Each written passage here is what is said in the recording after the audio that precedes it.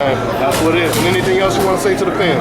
I just want everybody to tune in Saturday night and put on a great show and a great performance, regardless of who I fight.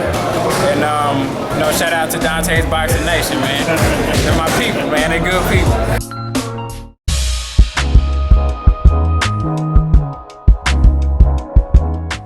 Dante's Boxing Nation, what's going on, guys? First things first, I just have to say thanks to Al Heyman and the PBC series for just flooding the airwaves with nothing but boxing cards. I mean, almost this whole week, almost every day or every other day, there's a PBC card and a good PBC card to watch. We had Amir Mansour versus Gerald Washington. Yesterday we had Devon Alexander versus Aron Martinez. By the end of the week, we'll have Lamont Peterson versus undefeated Felix Diaz. And I just named a few. I didn't even name all the fight cards.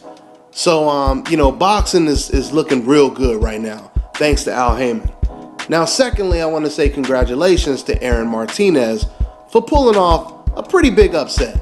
He was definitely brought in this fight, expected to lose to Devon Alexander, and he pulled off the upset. Now, I thought the fight was pretty close, but a win is a win. There was no controversy. It was definitely an undisputed win.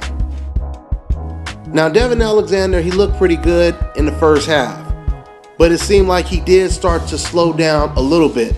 He was constantly trying to fight an inside fight with an inside fighter, and we know Devon Alexander is not really an inside fighter. He doesn't seem to have the type of power to implement that kind of style. Now, Aron Martinez, he did what he was supposed to do. He made it somewhat of a rough, ugly, mauling type of fight. He would sometimes come in with his head.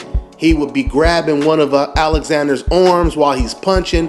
He was just making it a rough, ugly fight, trying to make Devon Alexander as uncomfortable as possible. And I think it worked. In fact, Martinez, he kind of reminds me a little bit of Carlos Molina, because Carlos Molina, he had a style that wasn't really that attractive, but it was effective. A lot of times Martinez, he would come in very aggressive and he would just fall right into a clinch. He did a lot of clinching in the first half of the fight, but I believe that was one of the effective components to break down Devon Alexander, because by the second half, Devon Alexander, he started to slow down. And around the championship rounds, well, I shouldn't say championship rounds, but around the last couple rounds, Devon Alexander, he started to do a lot of holding. He would throw a combination and then he would fall into a clinch. So I think that was attributed to fatigue setting in. So now we move on. We move on to see what's next. What's next for Devon Alexander? What's next for Aron Martinez? Now, when it comes to Devon Alexander, this is obviously, or it's looking like, the beginning of the end. He lost to Amir Khan, and now he loses to an underdog in Aron Martinez. I think ever since Devon Alexander moved up to 147, he hasn't looked as sharp as he did when he was fighting at 140. When Devon was fighting at 140, he looked like a beast. He looked like he was the future of boxing. But when he moved up to 147, he never really looked special. I mean, he had his moments against certain opponents, but he never really looked spectacular like he did at the 140-pound division. So, yeah, man, I think this is the beginning of the end for Devon Alexander. Now, when it comes to Aron Martinez, I want to play matchmaker right now. I think that Aron Martinez would be a perfect opponent for one of the most avoided up-and-coming welterweights in the division right now. And you know who it is. That's Errol Spence. This will be a perfect step-up match for Errol Spence.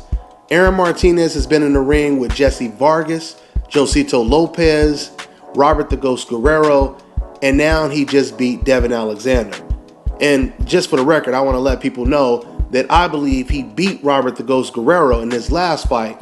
So that's really 2 back-to-back wins over 2 favorites that were supposed to beat him, right? And he's never been knocked out before.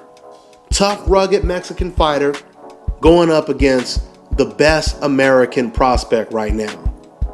That would be a great matchup. I would love to see it.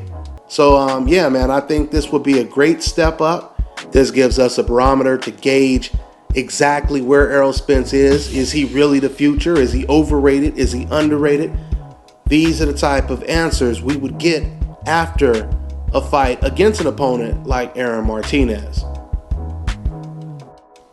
Another fighter that would help catapult Errol Spence's career is Robert the Ghost Guerrero. Another fighter that actually Errol Spence called out, and he got no type of response from Robert the Ghost Guerrero. I remember Robert's dad was accusing Floyd Mayweather of having quote-unquote baby nuts.